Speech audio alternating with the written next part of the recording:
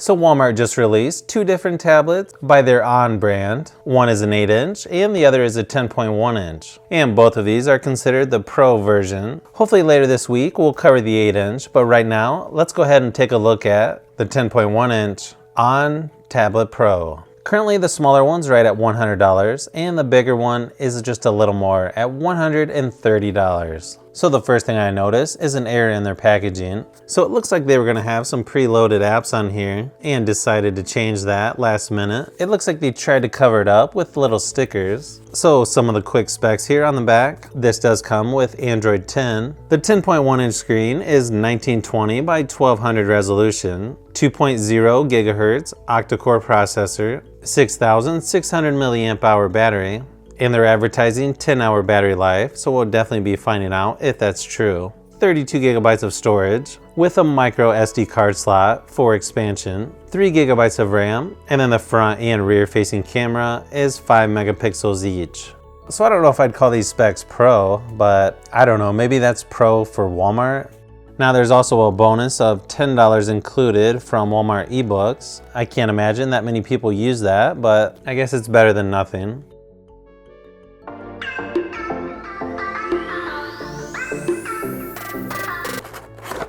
Looks like there are a few coupons for Voodoo, Walmart eBooks, and grocery pickup.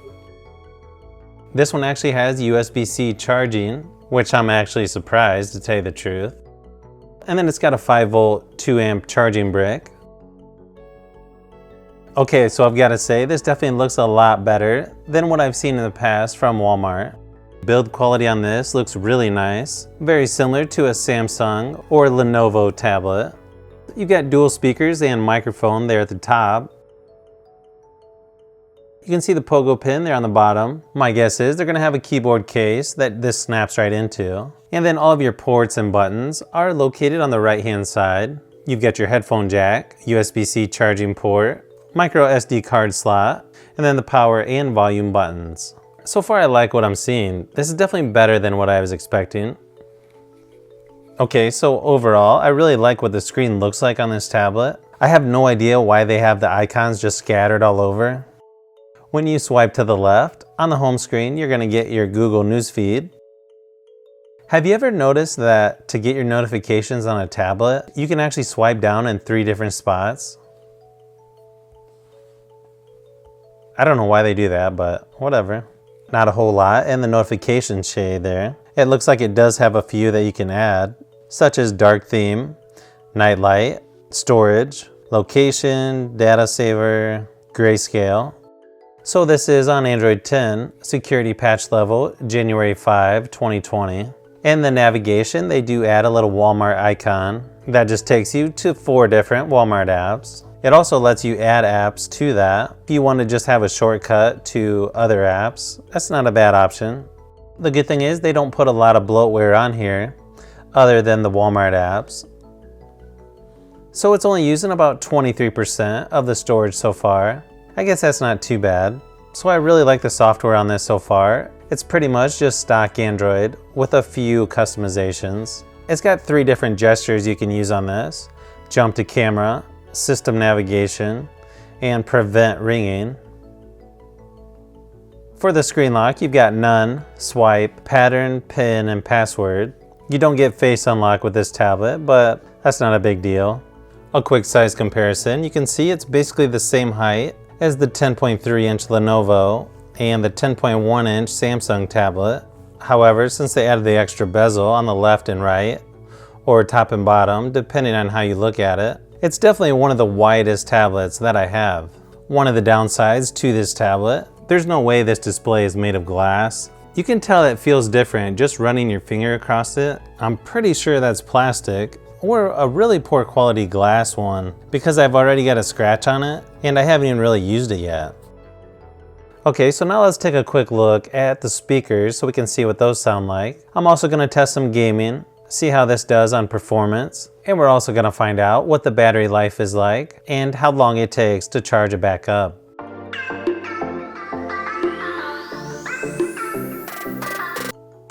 Now, probably the best part of this arcade is that it has one of the greatest arcade games of all time.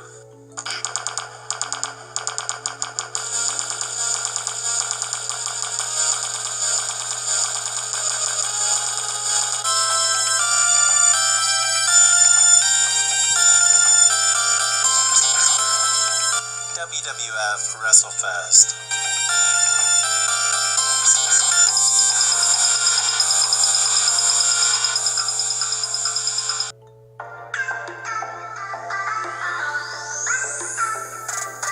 And I know most of you aren't going to buy these tablets just for the cameras. Now, as far as the cameras go, it's going to be kind of hard to tell in the tablets because the screens look a little different. Here's a few examples of photos. Okay, so in person, the speakers on here are really loud. Not really the best sounding speakers I've ever heard, but again, this is only $130 for this tablet, so I don't know if you can really ask for much more.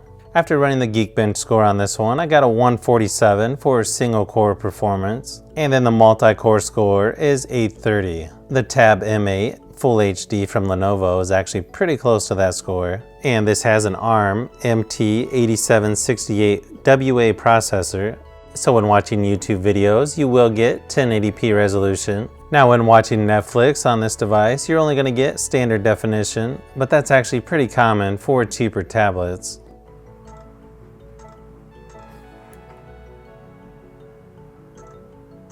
Surprisingly, when it comes to the camera, the shutter speed on this is actually pretty fast. The resolution and color look way off, but personally I wouldn't be using cameras on tablets for just about anything really. So you're going to get much better results using a cell phone, but I'll give you a few examples just to show you what the camera looks like.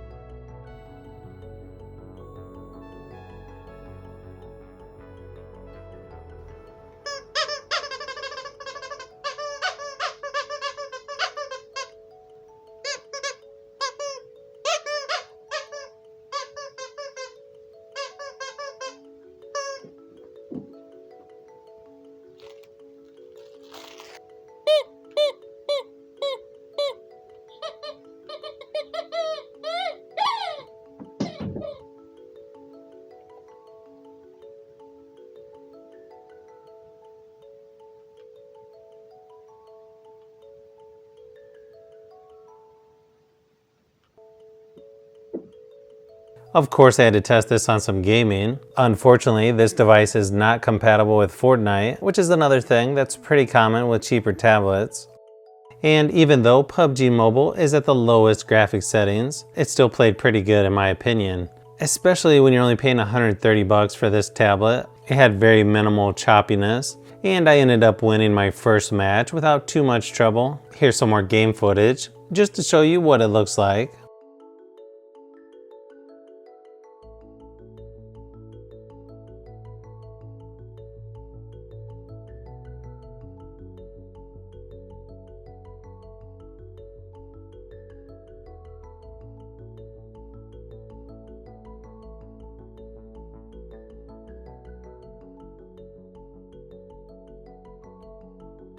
I also tested this out on Asphalt 9 and Call of Duty Mobile with no problems. Surprisingly, I think this is a pretty good option for gaming if you either don't have much money or you just don't want to spend a lot of money on tablets.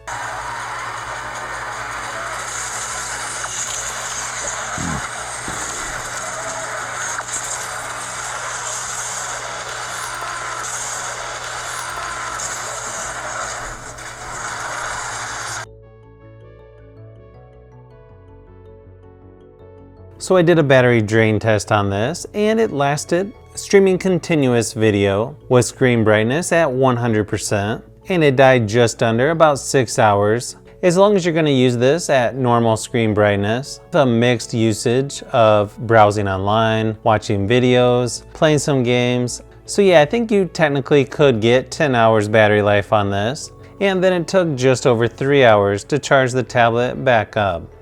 So hopefully this video gives you a little more information on the new 10.1 inch Pro tablet by Walmart's Onn brand. Now, is this really a Pro tablet? No, not even close in my opinion. But if you're looking for a cheap alternative to something like the Fire HD10 for browsing online, watching videos, and doing some gaming, then yeah, I would have no problem recommending this 10.1 inch Onn Tablet Pro by Walmart. So if you've made it this far into the video, you may want to say thanks by subscribing, and don't forget to give a thumbs up if this video was helpful. This is Brian from Fishbee Productions. Thanks for watching, and I'll see you on the next one.